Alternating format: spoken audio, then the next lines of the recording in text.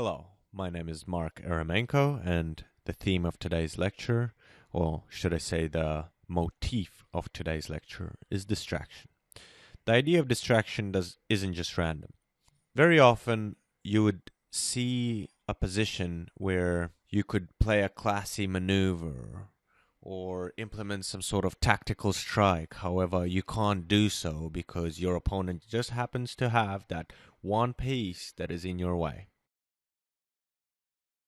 So, in this lecture, we will look at examples of how to distract a defender so that you can either gain a material advantage by capturing the piece that the opponent was defending previously, or gain a more significant advantage.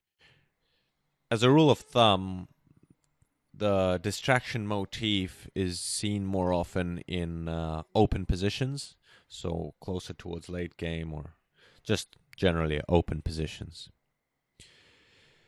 In the previous lecture, we looked at annihilation of defense, where you have to destroy the defender. So in this motif, you just have to distract the defender. So how are we gonna distract? Let's look at this position. Most of you already figured it out. It's not a hard one. However, if you wish, you can pause the video and give it a minute. I'm sure it'll come to you. So in this position, of course, white cannot move the queen away because it's pinned by the black queen. One option is to just exchange the queens, but that's not really advantageous at this stage. So, what can white do in order to get a material advantage in this position? Let's say white plays rook to e7, check. Now, if king takes on e7, then white queen will take on e5, check, and white is winning, as you can see. Let's go back. So, after rook takes on e7, the black king can, of course, move away, but thinking he's still defending the black queen. However, that's not the case in this position, because now there's just two attackers on the black queen, and we'll just take the queen, check, and thank you very much. Black gets no compensation for losing his queen. And as we always do, let us look at this position from black's point of view. Let's say we get to this situation in game, and it's black's move now. The situation is very symmetrical, so I'm not going to go explaining it all over again, but it's basically the same mechanics. The black king is pinned, so he cannot move away, and taking the black queen would just mean we're equal again. So we want to gain a material advantage, and to do that, we need to move our rook to e2, check, and if king takes, queen takes on e4, check, and black is winning. Obviously, the same principle. King can move away instead of taking the rook, but then white just loses the queen with no compensation. In this lecture, we will continue the motif of distraction. So, white to move in this position. If you wish, you can pause the video and find the winning move. First thing to notice is that the black king is trapped. Second, it seems like white has 3 attackers onto this a7 pawn, and black only has the 2 defenders, the bishop and the king. Therefore, it is possible for white to take this pawn. So what will happen if knight takes this pawn on a7? Worst case scenario, black loses a rook, and that happens if bishop takes on a7, rook takes on a7 check, king to b8, then rook to a8 check, king to c7, and rook takes rook on f8. And black is losing a rook. However, in this position, black has stronger moves than to take the knight on a7. One of them is b6. Simple. And that frees up the space for the black king to move away. So in the case now, if the knight jumps away with rook check to the king, then the black king will just jump away, and it seems more difficult to continue an attack here. So, what is the winning move? I'll give you a quick hint, and that the motif that we are following this lecture is distraction. And in light of this, the winning move is knight to c7. Let's have a look. If bishop takes on c7, then rook takes on a7 check, and after king moves away to b8, rook to a8 check mate. And as you can see, we have distracted the black bishop from defending this pawn on a7. Also, by distracting the black bishop and making a move to this square c7, we're basically creating a wall for the black king, so he won't be able to escape. Okay, so now let's look at this position from black's point of view. If it's black's turn to move now, can you find the winning move? If you wish, you may pause the video. Okay, so the winning move is knight takes on g4 check. And after bishop takes on g4, rook to f2 check. And after king to h3, rook to h1 checkmate. So, okay, let's go back. What if bishop doesn't take on g4 after knight takes the pawn on g4? What if the king moves away, let's say to g2? Then rook to f2 checkmate straight away. Okay, let's look at the significance of this move.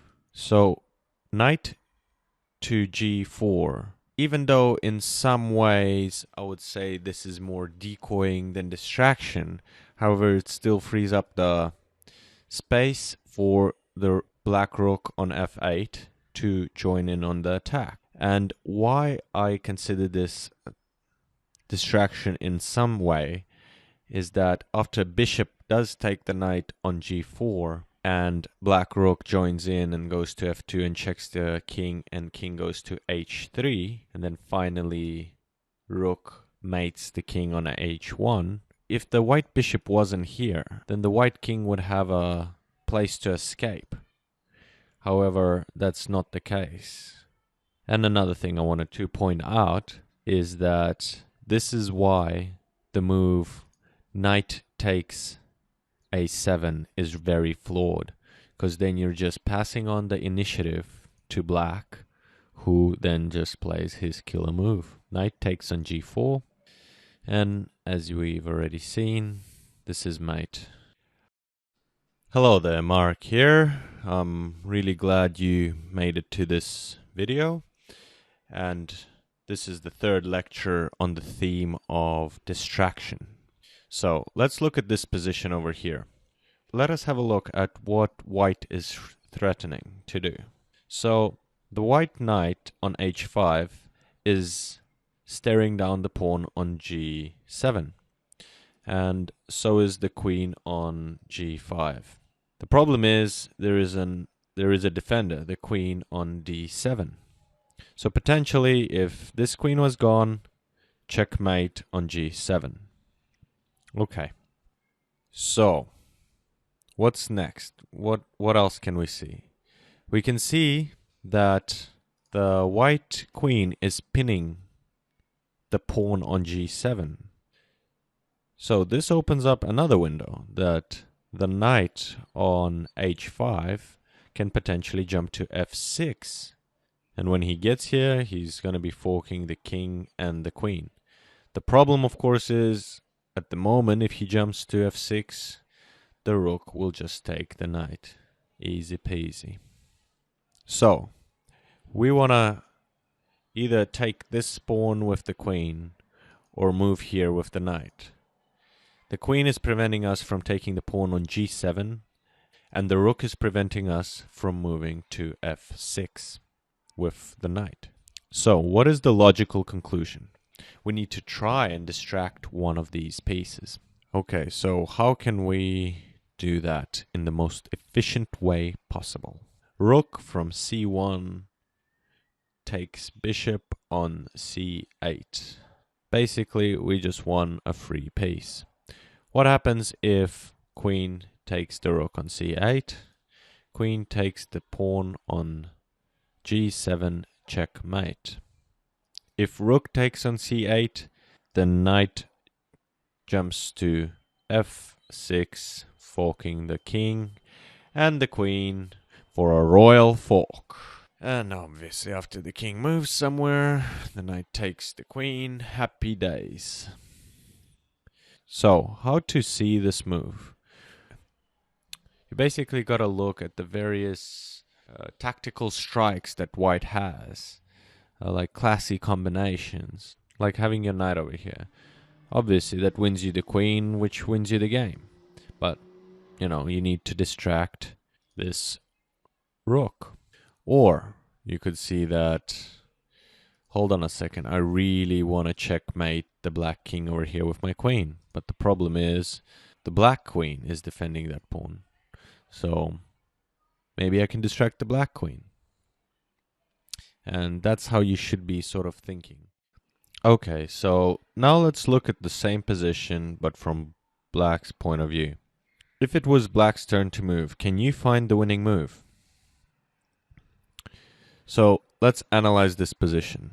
First thing that you should straight away notice and put in the back of your head is that the bishops are different colors. And it just so happens that we possess the white squared bishop and the white king is on the white square.